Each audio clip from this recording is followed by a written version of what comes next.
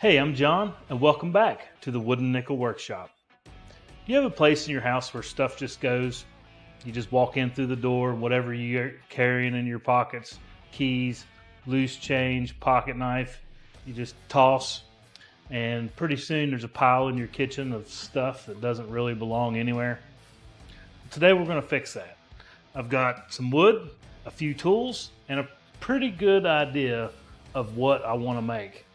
Whether that idea actually survives me making it, we'll see. So I'm going to go through the whole process with you, and hopefully you can get a good idea of what it is we're looking to make. I'm going to take you through the whole process, and hopefully we'll be able to make one of those problem areas in your house a little bit less problematic. So stick around, and we'll see if I can turn this wood into something useful, or if it's just going to end up right back on the burn pile. Seems like every project for me starts out at the planer. I've been using a lot of rough cut lumber lately, and got some red cedar here left over from building the pig shelters. You can see that in one of the other videos I made. All right, I got my piece of wood, ran through the planer. It's the dimension I want, which is about 13/16 of an inch. So now let's work on getting some of these sides squared up.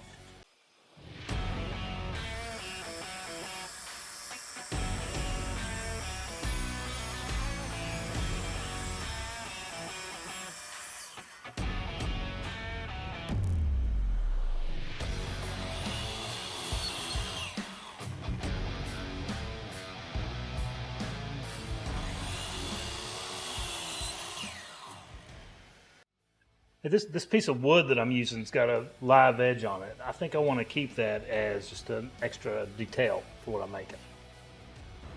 All right, next step, we break out the template. I got this template. This is a 3D print. I 3D printed it. It was free. I did it online on one of the free 3D printing websites. Check it out if you got a 3D printer. But if you don't, I'll give you the dimensions. It's 8 3/4 long by 5 3/4 wide. And it has, each of these rectangles has an inner diameter of 4 3/4 by 2 1/4. The next step is to take the template and attach it to the piece of wood. To do this, what I like to do is I take some masking tape and I mask off just the four corners, both on the wood and on the template. Then I take some super glue. This is Hellbinder super glue. It's intended for like fixing rubber plastic fishing baits, but it works great in the workshop too.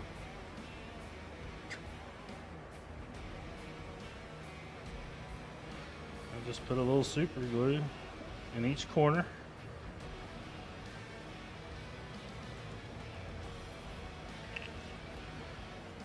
Hit the template with a little activator.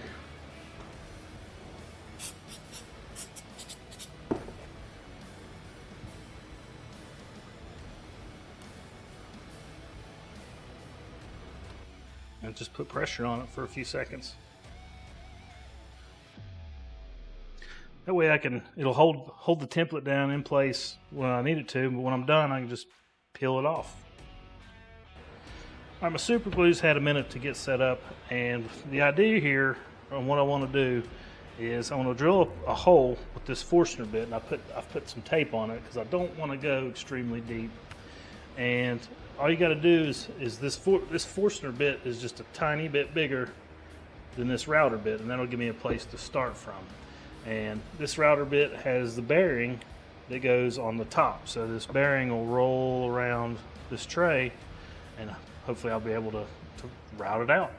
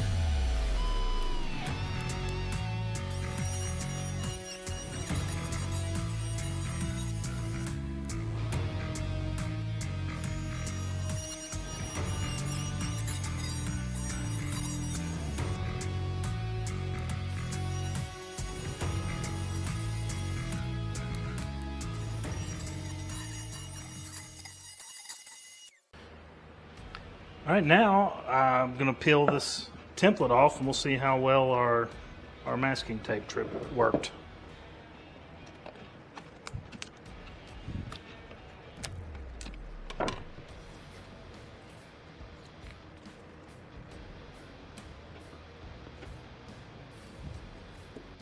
So far, so good.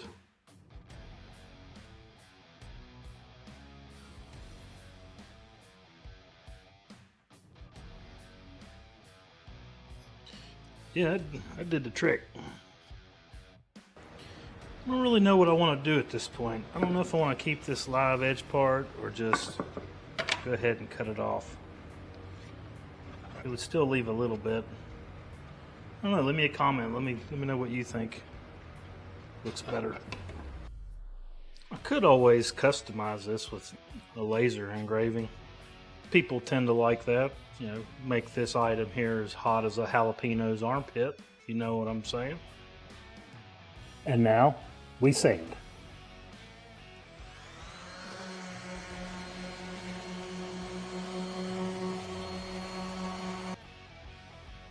While sanding this, a chunk came off of the other corner. So now I'm kind of glad I left it with a live edge. Now it's got two. So hey, here, make some lemonade.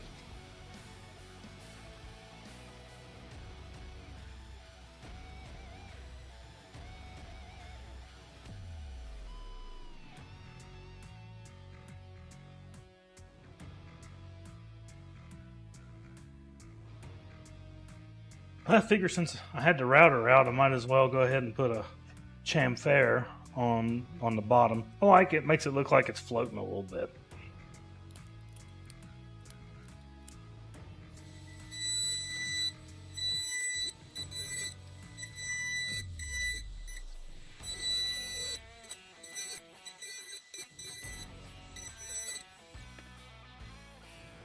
Yeah, that'll do.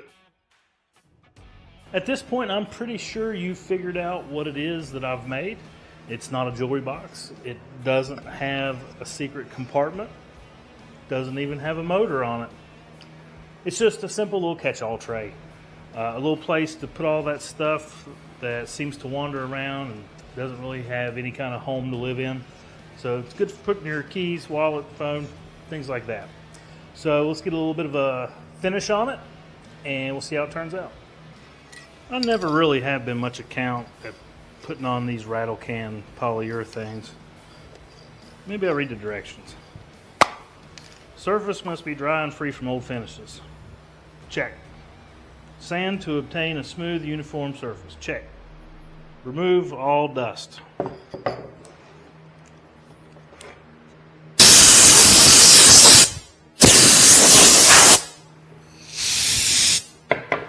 Feels good. It's hot in here.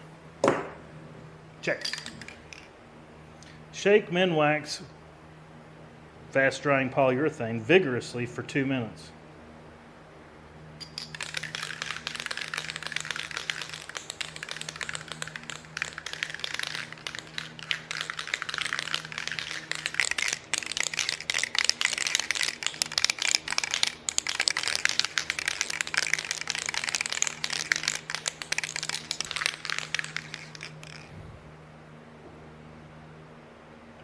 Protect adjacent areas from overspray.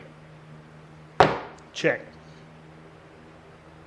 Hold can vertically 12 inches from surface. How much, if you hold it 12 inches from the surface vertically, how are you supposed to spray?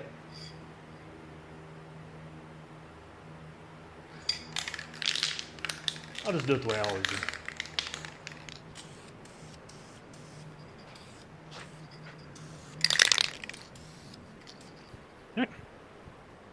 I'll probably do 3 coats. It says apply at least 3 coats on unfinished wood and 2 coats on surfaces already finished. So this is raw wood, so we'll put 3 coats on it and might sand it up a little bit in between each one.